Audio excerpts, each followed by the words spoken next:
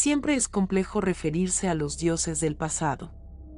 Y no caer en las clásicas historias poco convincentes, que intentan hablarnos de estos seres míticos, que formaron estas leyendas del pasado remoto. Pero bien sabemos que no fueron mitos o leyendas. Así que tratar estos temas, necesariamente nos obliga a referirnos a los textos antiguos que explican un poco estos orígenes. En esta oportunidad vamos a buscar la información de quién es Anu, una de las deidades de más alta jerarquía entre los dioses que visitaron nuestro planeta. Vamos a buscar la huella de Anu desde dos visiones.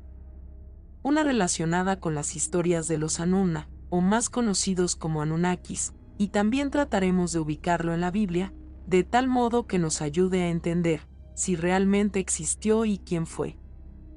Uno de los primeros textos existentes donde podemos encontrar a Anu es el poema babilónico que narra el origen del universo. Así que es necesario hacer un alto y revisar este dato histórico.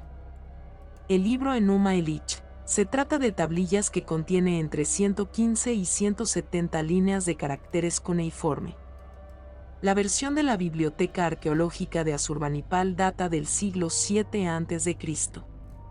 Sin embargo, la composición del texto data de finales del segundo milenio antes de Cristo, incluso antes de 1900 a 1600 años antes de Cristo.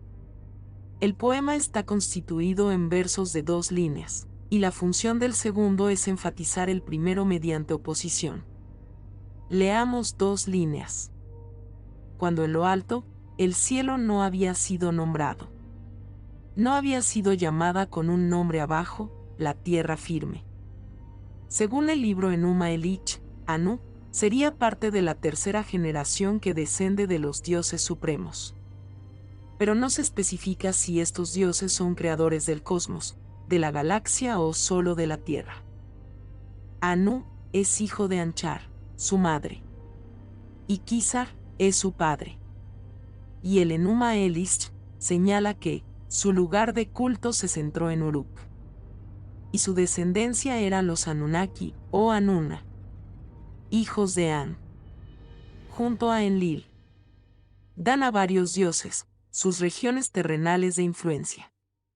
Entonces, acá está la primera referencia que señala a Anu como el Elohim bíblico que repartió territorios a los demás dioses, y el nombre que le da la Biblia es Elión. Anu o Elión se trataría entonces del dios más importante del panteón sumerio, y de la tríada sumeria de dioses principales. Pero luego, en tiempos acadios y babilonios, fue perdiendo relevancia, y fue sustituido por Enlil o Enki en este papel. Luego por los distintos dioses regionales. Pese a esto, siempre tuvo un papel preponderante en todos los panteones como dios original del universo. Entonces Anu no solo fue un general Elohim, que llegó en su nave a regir y terraformar al inicio de todos los tiempos. Y es posible que su llegada ocurriera al final del Paleoceno. En este periodo ya existían las primeras versiones de simios que se movían con más libertad usando sus extremidades. Y posiblemente estos Anunna los vieran como uno de los propósitos con mayor posibilidades de éxito en la creación del experimento genético llamado Adamus. Una primera versión del Homo erectus. Según los relatos bíblicos al inicio, Elión o Anu crearon el Gran Edén. Y es en este lugar donde partió este experimento de la creación de los primeros humanos hibridados. Sin embargo, antes de llegar a este periodo, la Tierra debió pasar por un proceso de adaptación del clima y densidad del oxígeno para que fuese habitable para los Elohim y sus creaciones. Y que, ahora ya sabemos, se quedaron por varios miles de años.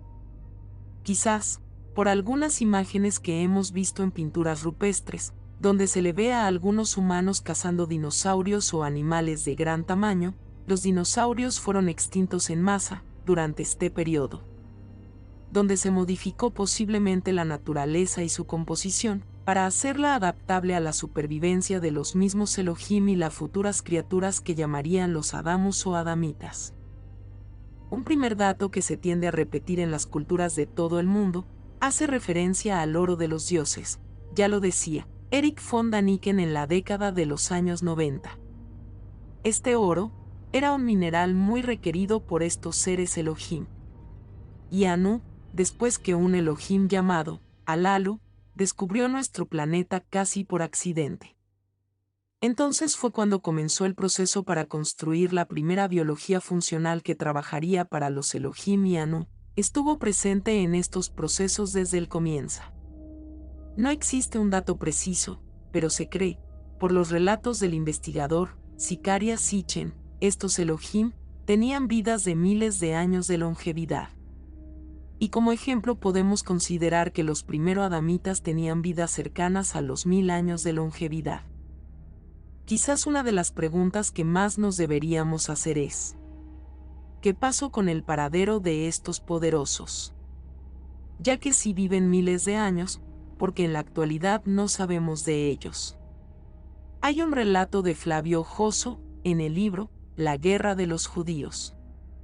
Allí se relata un evento que en el año 70 después de Cristo, cuando los romanos vuelven para conquistar Jerusalén, los sacerdotes que estaban en el templo oyen y sienten un gran estruendo, escuchan una voz que dice: nosotros abandonamos este lugar, y se relata que vieron una visión, que tiene como testimonio a muchos habitantes del lugar que observaron este evento. Y se señala que en el cielo habían carros celestiales que volaron por la ciudad entre las nubes y que después se fueron. Así que, Flavio Josefo escribió esto el siglo I después de Cristo. Es posible confirmar este relato en otras citas antiguas. Plinio el Viejo señala que entre los tiempos de la guerra de Cimbria, ocurrida 100 y 113 años antes de Cristo, cuando era procónsul, se relata que, en los cielos de Umbría, se libró una batalla entre dos flotillas de carros celestiales, una flotilla que venía de Oriente y otra flotilla que venía de Occidente. Todos estos últimos relatos son muy valiosos y son muy reveladores, ya que nos señala que Anu estuvo presente entre los humanos junto a todo el panteón de los Elohim, posterior a la existencia de Jesús. Esto claramente levanta sospechas cuando ya se habla de una intervención de ángeles en la fecundación, nacimiento y vida de Jesús. Si bien este es un tema complejo repleto de detalles que se pueden abordar posteriormente, en este relato solo vamos a tener presente que existe la posibilidad que Jesús, cuando se comunicaba con Dios, quizás, ese Padre, ese Dios, era Anu. Y estos poderosos, junto a Anu, decidieron retirarse posterior a la muerte de Jesús. Y al ver en lo que nos habíamos convertido los humanos, concluyeron que éramos una especie perdida y que lo mejor era dejar a la deriva esta existencia biológica. Es posible que Jesús fue creado, como lo fue Enos o Set, como el último de los profetas. Así como lo fueron Ezequiel, Elías y Moisés, para transmitir por este medio, que los poderosos, los creadores, seguían ahí entre nosotros. Pero finalmente al ver en que se había convertido la familia que guiaba a los hebreos de Yahvé, y de que eran capaces los humanos, así como la incapacidad de creer en los profetas contactados por Yahvé, como ya había ocurrido en el pasado. Este profeta Jesús, este interventor entre los humanos y los dioses creadores, ya no se respetaba, no era creíble por los ortodoxos hebreos, y en vez de aceptar los mensajes de los creadores, los adamitas herederos de la iglesia monoteísta, prefirieron ser parte del asesinato del profeta Jesús. Quizás, este evento, eliminó todas las aspiraciones de estos Elohim de seguir guiándonos. Entonces ante todos los presentes aquel día y en un gran evento, se fueron para nunca más volver. Es posible que justo en ese momento, los ortodoxos pertenecientes al rebaño de Yahvé, se percataron del error que habían cometido al ser cómplices del asesinato del último profeta enviado por los Elohim. El último adamita fabricado. La última creación divina.